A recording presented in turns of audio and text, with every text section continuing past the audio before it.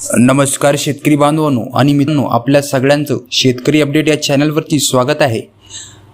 आता आलेल्या माहितीनुसार अत्यंत महत्त्वाचे अपडेट सरकारच्या माध्यमातून समोर येत आहे। मित्रांनो, तुम्ही ज्या नमो शेतकरी महासन्मान निधी योजनेच्या 9व्या हप्त्याबद्दल वाट बघत होते, तो हप्ता आता लवकरात लवकर तुमच्या बँक खात्यामध्ये ट्रान्सफर केला जाणार आहे। डीबीटीच्या माध्यमातून हा हप्ता तुमच्या बँक खात्यामध्ये ट्रान्सफर केला जाईल। मित्रांनो, 20 एप्रिल 2026 रोजी मंत्रिमंडळाच्या बैठकीखाली देवेंद्र फडणवीस आणि एकनाथ शिंदे यांच्या अध्यक्षतेखाली मंत्रिमंडळाच्या बैठकीमध्ये हा निर्णय नमो शेतकरी महासन्मान निधी योजनेचा 9वा हप्ता या ठिकाणी जाहीर करण्यात आलेला आहे। मित्रांनो, तर याबद्दलची आपण संपूर्ण आढावा आणि संपूर्ण माहिती या व्हिडिओमध्ये घेणार आहोत। मित्रांनो, आणि व्हिडिओवरती तुम्ही नवीन आला असाल तर व्हिडिओला लाईक करा आणि चॅनलला सबस्क्राईब करून बेल नोटिफिकेशनला ऑनवर सेट करा, जेणेकरून महत्त्वाची अपडेट तुमच्यापर्यंत पोहोचेल। मित्रांनो, आता बघूया नमो शेतकरी महासन्मान निधी योजनेबद्दल काय आढावा, काय माहिती या ठिकाणी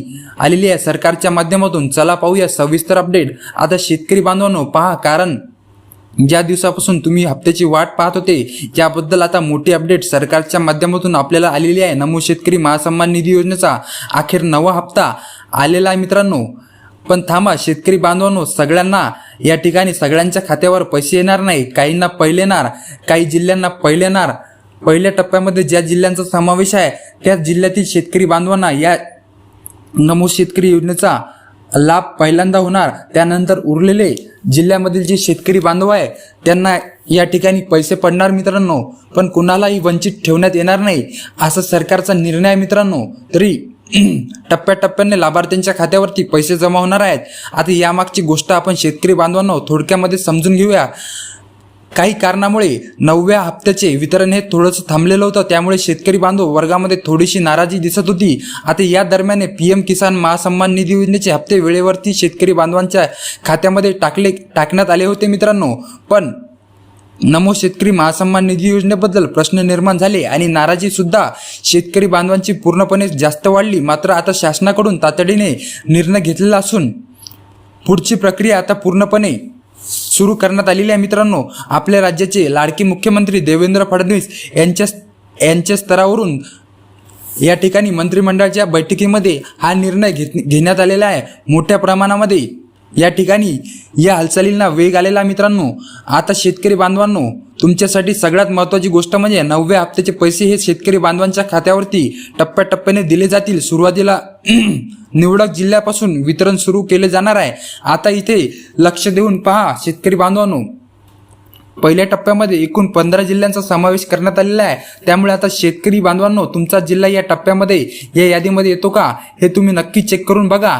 कारण की पहिल्या टप्प्यामध्ये काही जिल्ह्यांचा, दुसऱ्या टप्प्यामध्ये काही जिल्ह्यांचा, तर असा वेगवेगळ्या टप्प्यामध्ये जिल्ह्यांचा वर्गीकरण करून त्या जिल्ह्यातील शेतकरी बांधवांनो या नमो शेतकरी महासन्मान निधी योजनेचा लाभ घेण्यात येणार आहे। मित्रांनो, तर शेतकरी बांधवांनो, आजचा दिवस खास ठरणार आहे असं चित्र दिसते, कारण ज्या 15 जिल्ह्यांमध्ये निधी वितरण सुरू होते तिथल्या पात्र लाभार्थ्यांची आता प्रतीक्षा संपली असं म्हणायला आपल्याला काहीच हरकत नाही।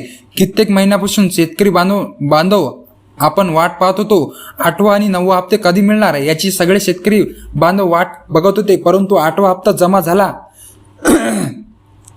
परंतु 9वा हप्ता शेतकरी बांधवांच्या खात्यावरती जमा झालेला नाही। आता शेतकरी बांधवांनो, तुम्हाला काळजी किंवा चिंता करण्याची गरज पडणार नाही, कारण शासनाने प्रक्रिया वेगामध्ये आणत 9व्या हप्त्याचे वितरण करण्याचा निर्णय घेतलेला आहे। ज्या शेतकरी बांधवांचा नमो शेतकरी महासन्मान निधी योजनेचा 8वा हप्ता अगोदरच मिळालेला होता त्यांना पुढचा हप्ता म्हणजेच 9वा हप्ता देण्यात येईल अशी परिस्थिती दिसत आहे। मित्रांनो, पण इथे एक महत्त्वाचा मुद्दा म्हणजे शेतकरी बांधवांनो लक्षात घ्या, आजपासून निधी थेट सर्वांना भेटणार नाही। सुरुवातीला 15 जिल्ह्यांचा समावेश या ठिकाणी करण्यात आलेला आहे।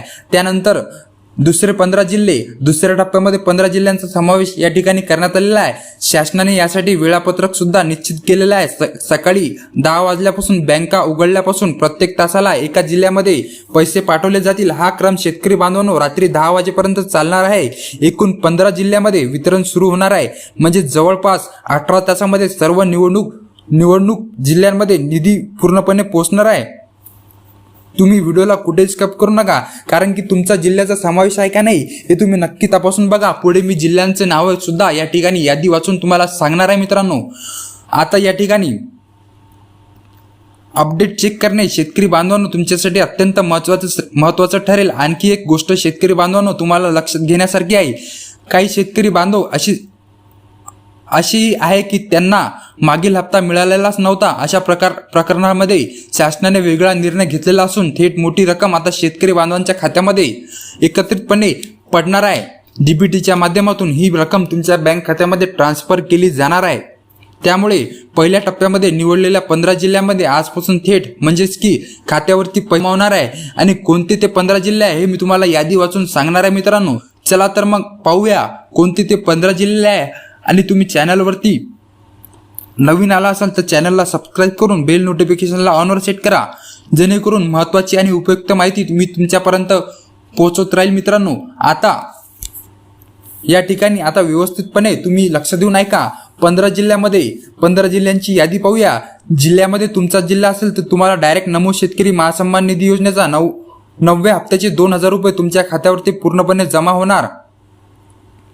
आणि पाहूया पहिला जो जिल्हा आहे तो मित्रांनो आहे अहमदनगर जिल्हा.